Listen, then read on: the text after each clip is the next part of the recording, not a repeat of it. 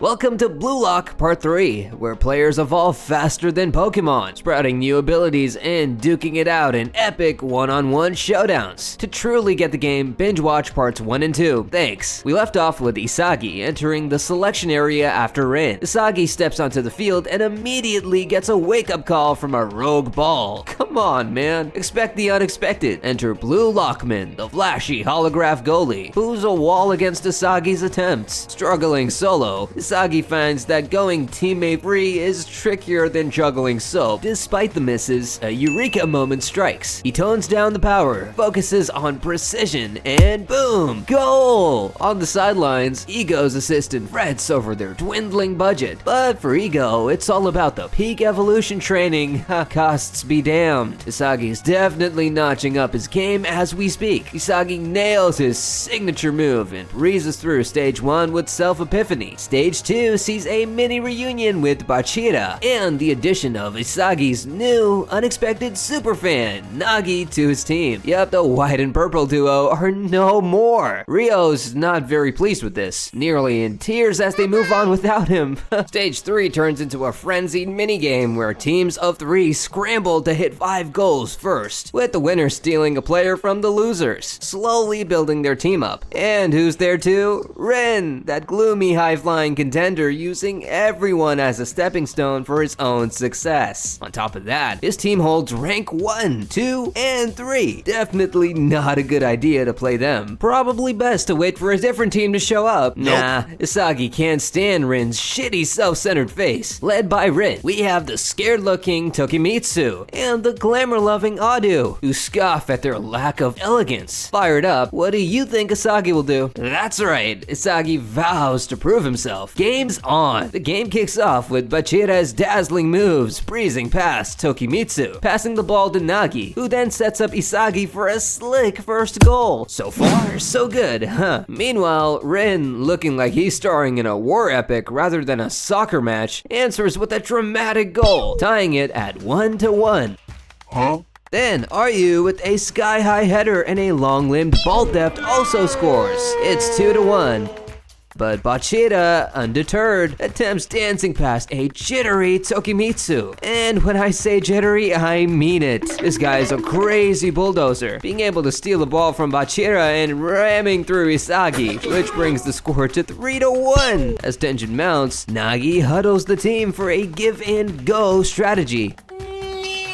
And goal! 3-2, yay! But they forgot something. Rin's right off the bat kickoff goal strategy. Oh, nope, it's safe. Good man, Isagi. Way to think ahead. But sadly, it's a corner kick, and Rin fires again, scoring with an unexpected physics-defying kick. I don't mean to root for the other team, but spectacular. 4-2. One more goal and Rin's team wins. Isagi scrambles for a new strategy, only to realize he's been outmaneuvered by Rin's all-seeing eyes as he steals the ball from pathetic Isagi. Everyone is in awe as Rin shows off his ball control and with one last spectacular schmack seals their victory and heartbreakingly snags Bachira onto his team. Isagi is left shell-shocked, morphing into a drama queen over his sudden split with Bachira and his awkward dynamics with Nagi. On the other hand, Nagi grabs Isagi and lays it out. Quit moping. Rio never whined like this. Don't compare me to him. How can I not compare you? He's the only one I've played with. You're helpless without Rio. Well, you're lost without Bachira.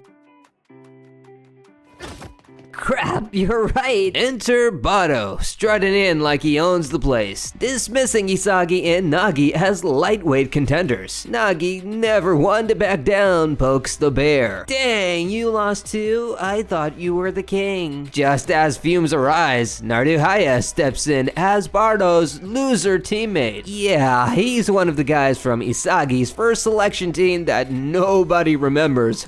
They've got a 24-hour cooldown before the next face-off. off. Cool. The duo end up pondering their solo skills. Isagi with his direct shots and Nagi with his slick trapping skills, both typically shining when someone else sets them up. Time to strengthen their inner strengths, but first, sleep. The next morning, Isagi gets a pep talk from Naruhaya while practicing, who's about as encouraging as a rain cloud. Naruhaya is eyeing Nagi for his team since Isagi sucks in comparison. This goads Isagi into accepting the challenge head on, since it worked out so well last time. Isagi and Nagi scramble to unlock their mojo that can outshine the king. The pressure's on. As the match starts, Bato scores with the ease of flipping a pancake, while Isagi gets tangled in Naruhaya's mind games and Nagi's pep talks. Not knowing what to do, just pass to Nagi. He'll do something interesting. His plan? Make Bato run after him like chasing the last bus home. Nagi dazzles with his first touch, scoring and leveling the game at 1-1. Isagi, now inspired, assists Nagi in netting another goal with finesse, perfecting his ball control formula. Bato, not to be overshadowed, ramps up but gets his kickoff shot blocked. No problem. Naruhaya quickly feeds it back to Bato and he scores, tying it at 2-2. Meanwhile, Naruhaya taunts Isagi about his dependency on help for victories, only to flub his own showy attempt at a goal. Turns out he sucks at shooting. Luckily for him, Bato's there to clean up the mess. Isagi has his direct shot skill but realizes he's an average Joe when it comes to movement, unlike Naruhaya, who can move but can't aim. This makes it a battle of mismatched skills. Whoever surpasses their average Joe status first will win the game. During a mental epiphany, inspired by a cryptic tip from Rin, Isagi figures out how to exploit blind spots, as the scoreboard reads 4-4. Naruhaya fluffs yet another golden chance by hitting the post. In the game's climax, Isagi shifts focus from the ball to his positioning. Spotting Bato distracted, he sneaks into his blind spot and, with a practiced one touch, smacks the ball home, flipping defeat into victory. Isagi transforms from a supporting player to a strategic superhero. It's called strategizing, shorty. Naruhaya is left fuming as Isagi, dubbed the genius of adaptability, effortlessly mirrored his moves. While Isagi offers sympathy, Naruhaya can't hide his bitterness as his soccer dreams start to crumble. Isagi picks Bato to join their squad. Meanwhile, a day earlier, Chigiri and Kunigami conspire with a not-so-happy Ryo, plotting revenge against Isagi, Nagi, and Bachira for sidelining him. Fast forward to the present, Isagi plays the mediator, trying to prevent Bato and Nagi from turning their room-sharing spat into a wrestling showdown. Surprisingly, Bato switches gears into a hyper-organized maid mode.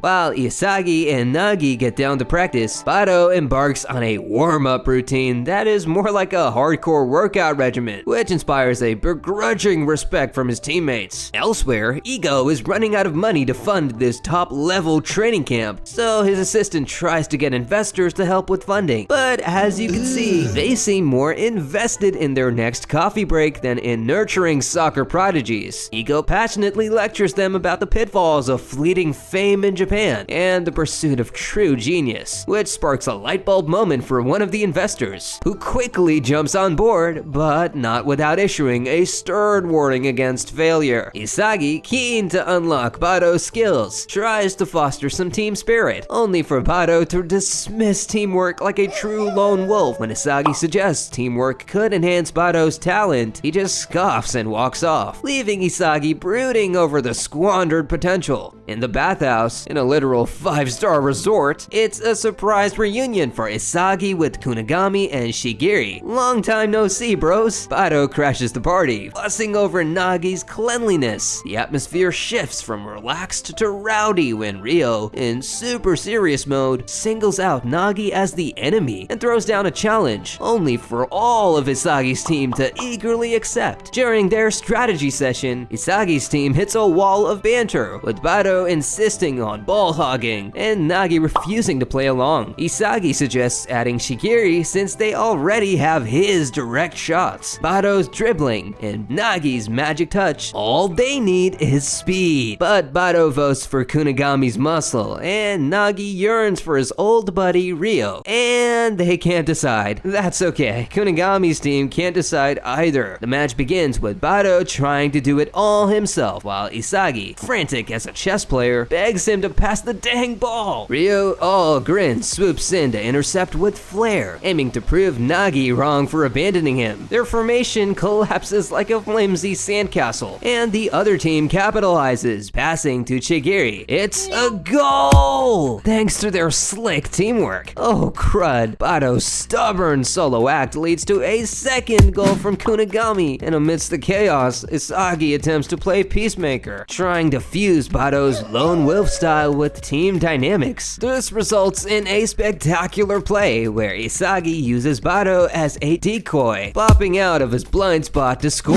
Bado is less than thrilled, his ego bruised by being reduced to a mere distraction. The game continues with Isagi, now playing 4D chess, realizing he must embrace and manipulate Bado's bulldozer style rather than change it. He orchestrates a clever play, diverting everyone's attention and secretly setting up Nagi for a clear shot, which ties the game 3-3. Shigiri, fueled by the thrill of the challenge, responds with lightning speed, zooming past everyone to reclaim the lead. Amidst the high-speed drama, Isagi realizes that sometimes you have to play the player, not just the game. He crafts a plan using Bado as bait, forcing him to pass. What? This catches everyone, including his own tempestuous teammate Bado, off guard. Never would have guessed the man would pass. Oh gosh, it's 4-4. Only need 5 points to win. Who's gonna do it? Watch the next part to find out. Gotta keep you on the edge of your seat. So that's it for today's Anime Madness. If you had a blast, smash that like button, hit subscribe, and get ready for the next one. Comment if you'll be adding this show to your watch list, and ring the bell so you never miss our shenanigans. See ya!